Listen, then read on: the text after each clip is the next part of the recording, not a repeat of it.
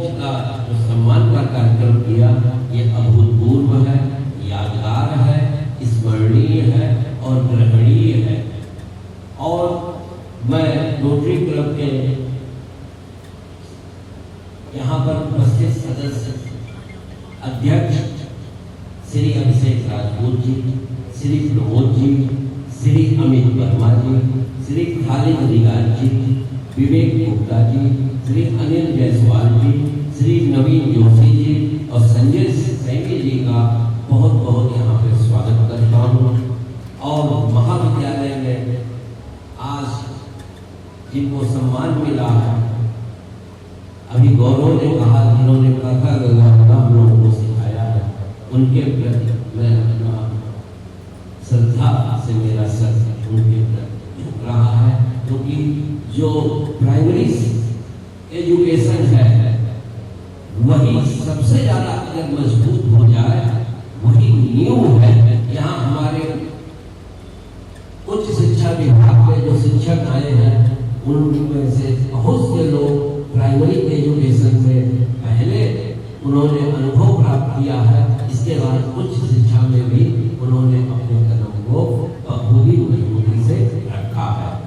तो उनको भी मैं बहुत बहुत बधाई देता हूँ कि वो अपनी उस प्राइमरी शिक्षा में जो उन्होंने दिया है, उस भावना को यहाँ पर विकसित करें, ये मेरी ऐसी इच्छा है। और अपने सभी शिक्षक साथियों और यहाँ उपस्थित छात्र सभी को आज शिक्षक दिवस की पुनः मैं बधाई देता हूँ। भारत रत्न डॉक्टर सर्वपल्ली राधाकृष्णन जिन आप लोग जानते हैं, 5 सितंबर 1888 तमिलनाडु में इनका जन्म हुआ। तो सर्वप्रथम बच्चे भी बैठे हैं और लोग भी बैठे हैं, तो इनका नाम सर्वपल्ली क्यों पड़ा, ये महत्वपूर्ण है। कोई जानता है? सर्वपल्ली इनके गांव का नाम था और पूरा एक परंपरा जो इन्होंने, उस गांव की परंपरा थी, वहां से जो जो लोग बाहर गए उन्होंने अपने नाम के आगे क्या लगाया, सर्वपल्ली, जिससे उनको गांव से जुड़े होने का एहसास होता रहे, वो चाहे भारत के जिस कोने में रहे। दूसरी चीज मैं कहना चाहूंगा, बहुत गरीबी में पड़े हैं, प्रतिभा कभी भी गरीबी की मोहताज नहीं होती है। और इस महाविद्यालय में मैंने ये महसूस किया है कि बच्चे कितनी गरीबी में पढ़ रहे हैं, इसलिए इनको मैं ऐसे उदाहरण जरूर देता हूं कि आप अपनी गरीबी से चिंतित मत होइए। सूर्य को बादल चाहे जितना ढक ले, उसको निकलना है, उसके प्रकाश को प्रकाशित होना है। इसलिए आप चिंता न करिए, बस पूरी तन्मयता से मेहनत करिए। मेरी बस मैं अपने यहाँ उपस्थित बच्चों से और क्लास में जा जाके मैं इस बात को कहता हूँ कि जो इस क्षेत्र के बहुत अमीर लोग हैं, कोई दिल्ली चला जा रहा है, कोई कहीं चला जा रहा है, आपको उनसे संघर्ष करना है। इसलिए बेटा तुम लोग बहुत मेहनत करो। मैं ये हर बार हर कक्षा में कहता हूँ कि आपको बहुत ही पैसे वाले लोगों से, जिनके पास सुख सुविधाओं की कमी नहीं है और सिर्फ तुम्हारे पास मेहनत का जज्बा है, तुम उसी के बल पे आगे बढ़ो, ये मैं कहता हूँ हर बार। दूसरी बात मैं ये कहूँगा कि 16 वर्ष की अवस्था में इनका विवाह हो गया था और 1988 में ये पैदा हुए थे। मात्र 18 साल की अवस्था में इन्होंने दर्शन शास्त्र से एमए किया था। मद्रास रेजिडेंसी कॉलेज में दर्शन शास्त्र के असिस्टेंट प्रोफेसर हुए। इसके बाद ऑक्सफोर्ड विश्वविद्यालय में ये दर्शन शास्त्र के लिए गए और वहाँ अध्यापक के रूप में रहे। इसके बाद मैसूर में इन्होंने मद्रास में जो वहाँ अध्यापकत्व किया, तो इसके बाद इनका कोलकाता में सिलेक्शन हुआ। मेरा ये कहना है, अच्छे अध्यापकों को शिष्य कभी नहीं भूलता है।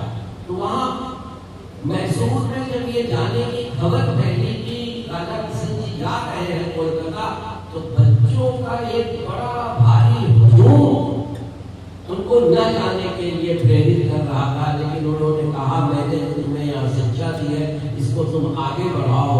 और जिस बग्घी से वो जा रहे थे, जिस बग्घी से जा रहे थे घोड़ों को हटा करके, उसको उन लोगों ने खुद खींच करके रेलवे स्टेशन तक लाए। तो ये बड़ी बात है। मैं यही पे अपने शिक्षकों का भी ध्यान आकर्षण करना चाहता हूँ और यहाँ उपस्थित सभी शिक्षकों का कि आपके अंदर वो कुव्वत होनी चाहिए कि बच्चे आपके पीछे पीछे आगे, और जो शिक्षकत्व को धारण करेगा उसके पीछे निसंदेह बच्चे भागेंगे। जो मन से तन मन से पढ़ाता है, किसी को कहने की जरूरत नहीं है, उसकी क्लास की संख्या स्वयं बढ़ने लगती है।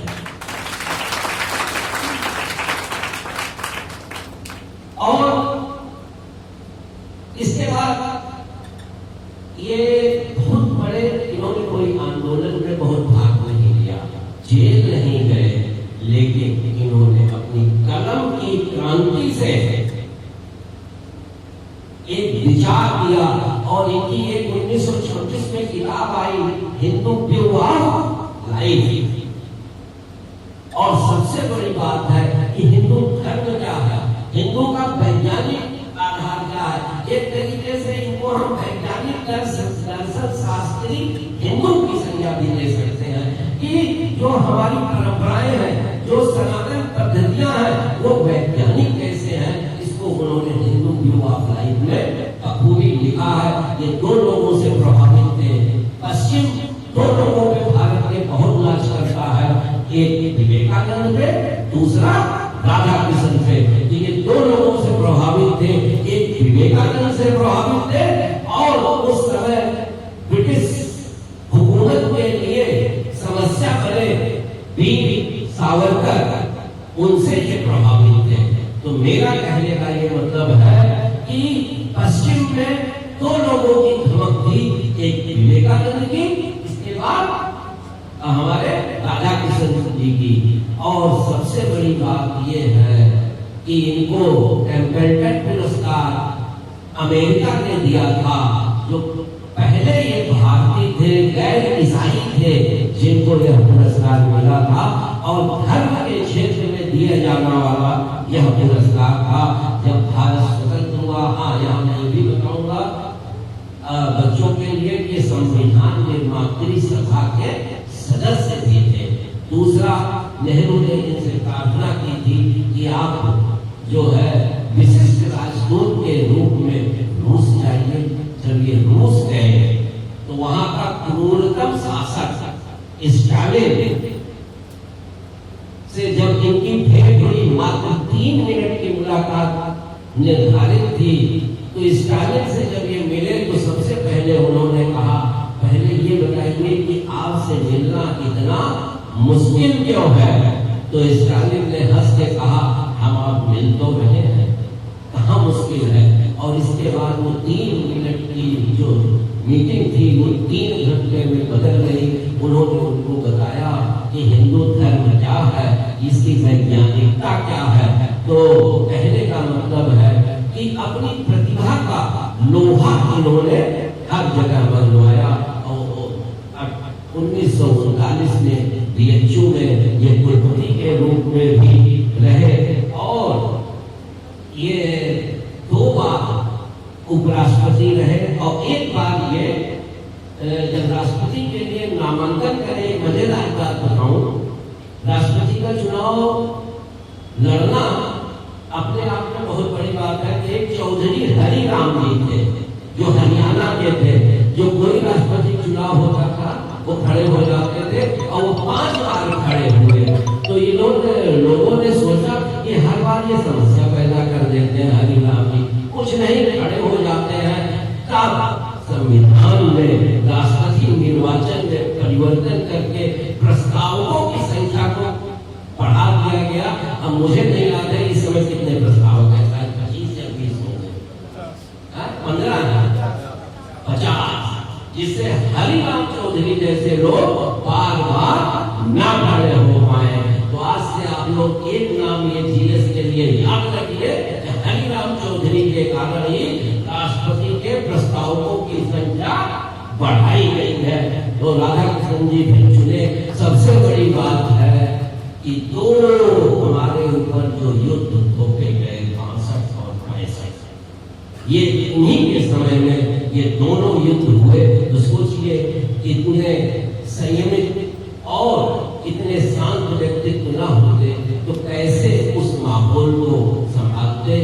और इनके 75 में दिवंगत हो गए थे। मैं एक चीज को जो इनके सिद्धांत है उसमें से केवल 2 बातें कहूंगा कि शिक्षक वह नहीं है जो छात्र के दिमाग में तथ्यों को जबरन ठूसे, बल्कि वास्तविक शिक्षक तो वह है जो उसे आने वाले कल की चुनौतियों के लिए तैयार करे। तो हमें बच्चों को किसी भी मुसीबत से बचाने के लिए, उसे धैर्यशाली बनाने के लिए उसको प्रेरित करना चाहिए कि जो भी घटना, दुर्घटना और दुख के ये जो क्षण है ये बहुत टिकाऊ नहीं है। जीवन में बहुत परिवर्तन होता है। बस मुसीबतों के क्षण में आप थोड़ा सा संयम रखिए और उसको टल जाने दीजिए। एक परिस्थिति सदा नहीं बनी रहती है, परिस्थितियों में परिवर्तन आता है। बस मैं इसी के साथ रोटरी गोला को बहुत बहुत बधाई और शुभकामना देता हूँ कि उन्होंने इतना शानदार प्रोग्राम किया। यहाँ कम से कम आपने महसूस तो किया कि जिन जो लोग छात्रों के बीच में 600 साल में बीजांकुरण कर रहे हैं शिक्षा का, उन लोगों को सम्मानित किया। इसके लिए जितना भी बधाई के पात्र है आप, उसके लिए हम अपने को सौभाग्यशाली समझते हैं कि आपने इस महाविद्यालय प्रांगण को चुना है। और आपकी जो सामाजिक गतिविधियां हैं इसको अगर हम चुप रहे तो ज्यादा अच्छा है, क्योंकि शब्दों से बयान नहीं किया जा सकता है।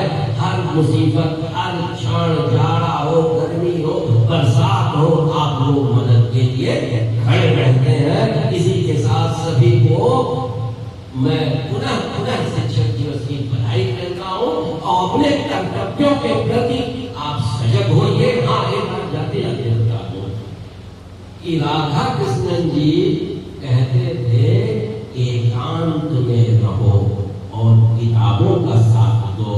दिक्कत ये है आज का जो शिक्षक है किताबों के साथ न रहते मोबाइल के साथ रह रहा है, टीवी के साथ रह रहा है। सोशल मीडिया ने हम लोगों को इतना ज्यादा जकड़ लिया है कि किताबें, मुझे ये बताइए कि किसी ने पूरी किताब 6 महीने में पढ़ी है?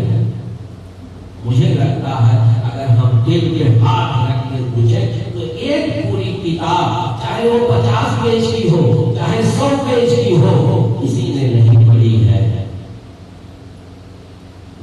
बहुत तुम्हारे बारे में तो अनिल गौरव ने तो पहले ही कह दिया कि समय की पाबंदी और अनवरत क्लास लेने की। मेरा ये नहीं कहना है, मेरा कहना है किताबें पढ़िए और थोड़ी देर एकांत में अपने बारे में सोचिए